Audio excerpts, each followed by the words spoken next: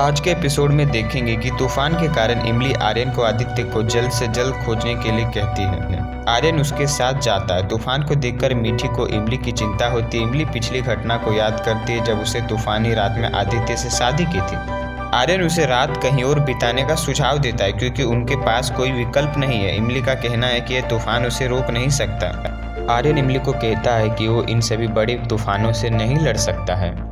इमली आर्यन की बात सुने बिना चली जाती है और गिर जाती है। आर्यन उसे उठने में मदद करता है। इमली उसे देखती है और आर्यन उसे समझाता है कि उसे पहले खुद का ख्याल रखना होगा, उसके बाद ही वह आदित्य को ढूंढ सकती है।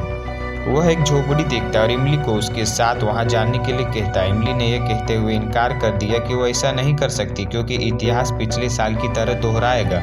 पिछले साल भी यही घटना हुआ था। इमली और आदित्य एक झोपड़ी में रहने के लिए गए थे जहां उन्हें मजबूरन शादी करनी पड़ी थी, तो इस बार भी यही ना हो इसीलिए वह झोपड़ी में रहने के लिए नहीं जाते हैं। आर्यन उसे एक पेड़ बताता है जो 1 साल के अंदर ही बड़ा हो गया। उनका कहना है कि इमली अब एक स्वतंत्र लड़की है, उसे कोई नहीं रोक सकता क्योंकि वह एक अनपढ़ लड़की नहीं है बल्कि मजबूत और पढ़ी लिखी लड़की है। उसे लोगों से और गांव वालों से डरना नहीं चाहिए। अंत में रहने के लिए वो दोनों एक झोपड़ी के अंदर चले जाते हैं। बाद में आप देखेंगे कि आदित्य इमली को आग के पास बैठने के लिए कहता है, नहीं तो उसे ठंड लग जाएगी। इमली नहीं बैठती और मना कर देती। आर्यन उससे पूछता है कि क्या उसे भूख लग रही है। आर्यन के पेट से अजीबो आवाज़ आती है और ध्यान भटकाने के लिए आर्यन गाना गाने लगता है। बाद में इमली अजीब महसूस करती है और उसे चिढ़ाने लगती है। वो कहती है कि उसे भी भूख लगी है और आर्यन को भी कहती है कि आर्यन तुम्हें भी भूख लगी है, तुम्हें कुछ खा लेना चाहिए। आर्यन मना कर देता। आर्यन का कहना है कि उसे भूख नहीं लगा, लेकिन उसके बावजूद भी इमली उसके लिए खाने की तलाश करती है।